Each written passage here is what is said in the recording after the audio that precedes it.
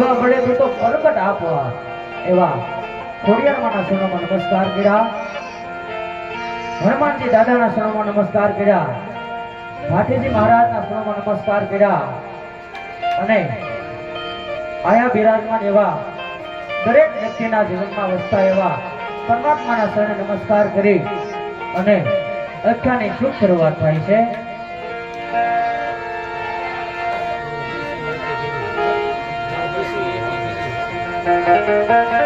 આવી રીતે ધીરે ધીરે સમય વીતવા લાગ્યો હોય છે. મૃત્યુ લોકની અંદર પાપી કૌરવ ચાલી રહ્યો હોય છે. મુસ્લિમ લોકો હિન્દુ લોકો પાસે પોતાની કબર પૂજા કરાવી અને એમનો ધર્મ ભ્રષ્ટ કરતા હોય છે. અને પોકરણગઢમાં એક બેરબા નામનો રાક્ષસ હોય છે. 12 ગાંવ સુધી મનુષ્ય પશુ પંખી રહેવા નથી દેતો.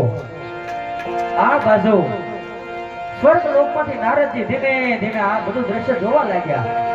એવામાં એક દિવસ સ્વર્ગ લોકમાં બધા દેવોની સભા ભરાણી. દેવોમાં તમામ દેવો હાજર હતા, પણ બ્રહ્માના પુત્ર એવા નારદજી હજી સભામાં પહોંચ્યા નથી. એવામાં થોડી વાર થતા નારદજી આ સભામાં પધારે અને વિષ્ણુ પરમાત્માને શાંતિથી આ શું કહેવા લાગ્યા કે પ્રભુ અહીંયા બેઠા બેઠા તમે તો કેવો સુખ સંપત્તિ માણો છો, કઈ મૃત્યુ લોકની સંભાળ લેતા નથી. ત્યારે વિષ્ણુ પરમાત્મા કહે છે કે એવું તો શું મૃત્યુ લોકમાં હાલી રહ્યું હોય છે. ત્યારે નારદજી વિસ્તારથી વાત કરવા લાગ્યા હોય છે કે મૃત્યુ લોકની અંદર પ્રભુ પાપ કૌરવ ચાલી રહ્યો હોય છે. દાનવો લોકો ધરતી માતાના યજ્ઞ નષ્ટ કરે છે, બાવું ઝાટકા નાખી એમના યજ્ઞ ઉભરાવે છે અને ભેરબા નામનો રાક્ષસ 12 ગાંવ સુધી પશુ પંખી નથી રહેવા દેતો. જો પ્રભુ આ રીતે હાલતું રહ્યું ને તો એક દિવસના સમયે ધરતી ઉપર મનુષ્યનો નાશ અને દાનવોનો હાહાકાર જયજયકાર થશે. ત્યારે સભામાં બેઠેલા વિષ્ણુ પરમાત્મા કહેવા લાગ્યા કે શાંત થાવ નારદજી, શાંત થાવ, જેનું નામ એનો નાશ, એવું કહી અને વિષ્ણુ પરમાત્મા કહેવા લાગ્યા હું રાજસ્થાનની ધરતી ઉપર અજમલ રાજાને વાંજ્યા ભેટ રાખીશ અને એમના ઘરે હું જન્મ ધારણ કરીશ અને તમામ દૈત્યોનો સંહાર કરીશ. અને હા, એ સભામાં ભોળાનાથ પણ બેઠેલા હતા. ભોળાનાથને વિષ્ણુ પરમાત્મા એવું કહેવા લાગ્યા છે કે અજમલ રાજા તમારા પરમ ભક્ત હોવાથી તમારી પાસે પહેલા આવશે, તો અજમલ રાજાને તમે દર્શન ન દેતા સપના રૂપે દર્શન આપી અને મારા સુધી પહોંચાડજો. આવી રીતે ધીરે ધીરે સમય વીતવા લાગ્યો હોય છે અને રાજસ્થાનની ધરતી ઉપર પોકરણગઢ નામ રાજ્યમાં તુવર વંશી અજમલ રાજા રાજ કરે. ધીમે ધીમે આ સભામાં પધારે.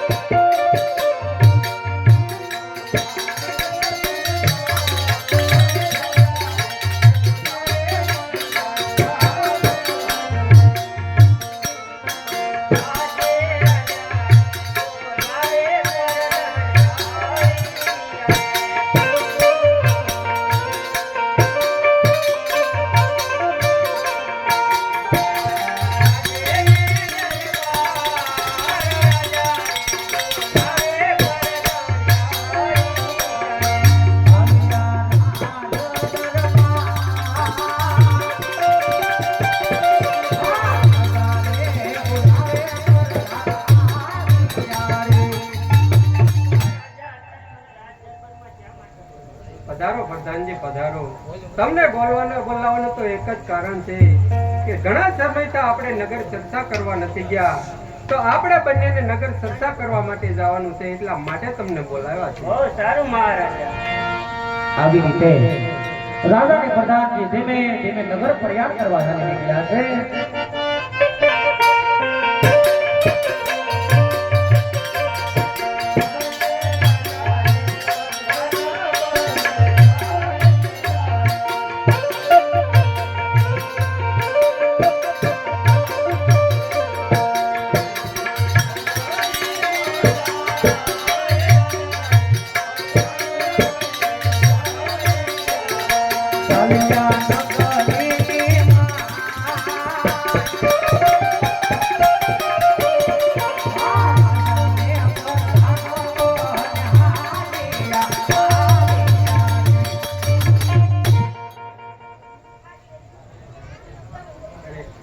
ઘરમાં મેળો વરસ્યો રહેશે, આકાશમાં લીલી સંગી રહેશે, સૌ ખેડૂત ભાઈ પોતપોતાના ખેતર વાવી આવે, અને અત્યારે મારું ખેતર એક બાકી છે, માટે લાય મારા ભાઈને બોલાવીને વાવણી કરવા જવાની તૈયારી છે.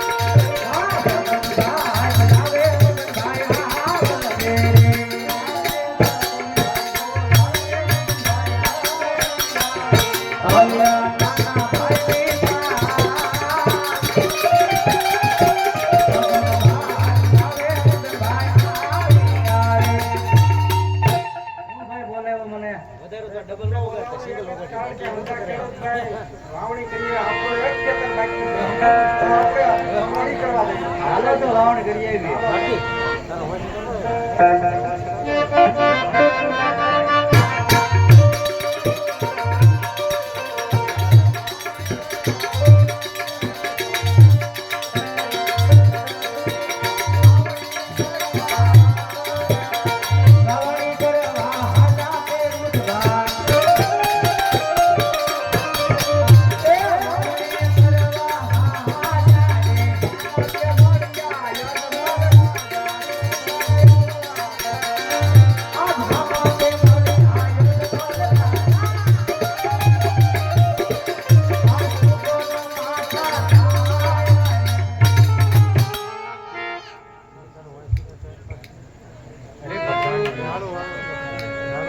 આ ખેડૂત લોકો કોઈ સારા કામે જતા હોય એવું લાગે છે, આપણને જોઈને અવળું ફરીને ઊભા છે, તો તેમની ખરી ખાતરી કરો.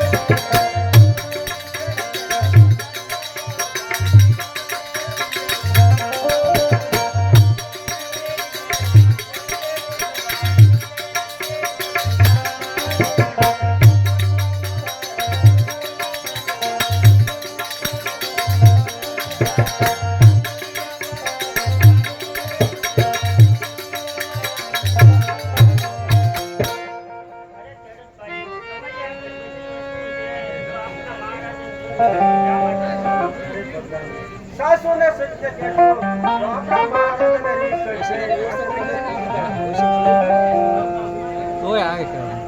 અરે મહારાજા ખેડૂત ભાઈઓ એમ કહે છે કે સાસુને સત્ય કહેવું તો આપણા મહારાજાની રીત તો નીકળે ને. અરે નહીં પ્રધાનજી, સત્ય બોલવાથી કદાપી રીત હોતી નથી. એ ખેડૂત લોકોને સત્ય મનાવો અને જો સત્ય ન માને તો તેમને શિવશંકરના સોગંદ દઈ અને સત્ય મનાવો.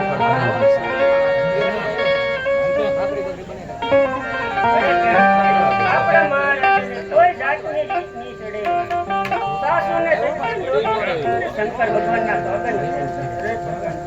આપણા મહારાજા પેટના વાળા છે. જો અહીંયાનો સુગંધ લઈને અમારા ખેતરમાં લેવા જાય તો અમારા ખેતરમાં એક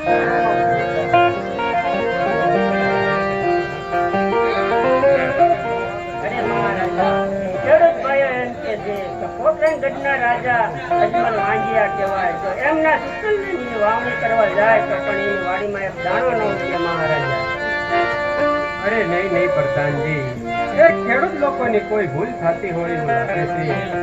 એમને જઈને કહો કે આપના મહારાજાને લાચા લક્ષ્મી અને સગુણા ત્રણ દીકરી હોય તો કેવી રીતે વાંધ્યો અવતાર કહેવાય. અરે ખેડૂત ભાઈઓ આપણા મહારાજાને લાસા લક્ષ્મી સગુણા ત્રણ દીકરી છે તો કેવી રીતે વાંઢિયા કહેવાય. એમાં તમને સમજાવું. દીકરી છે તો પાકા ઘરની આજ છે. આજ પરણાવો તો આજ પોતપોતાનો સાસરે ચાલી જાય. પાછળથી રાત રોજ બાડો કે લૂડો કે બંગલો ફૂટલો હોય તો રાત સવારે એક ચીજ બધા વાતે ખાવા જેવા છે.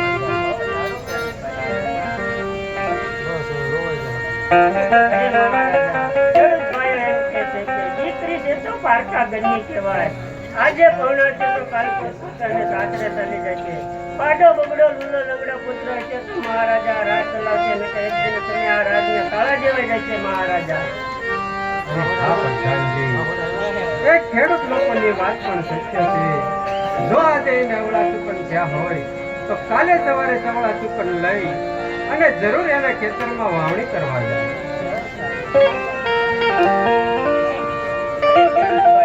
આજે તમારે અવળા ચૂકન થયા છે તો કાલ સવારે સવળા ચૂકન લઈને જરૂર તમારે વાવણી કરવા જાય. આવી રીતે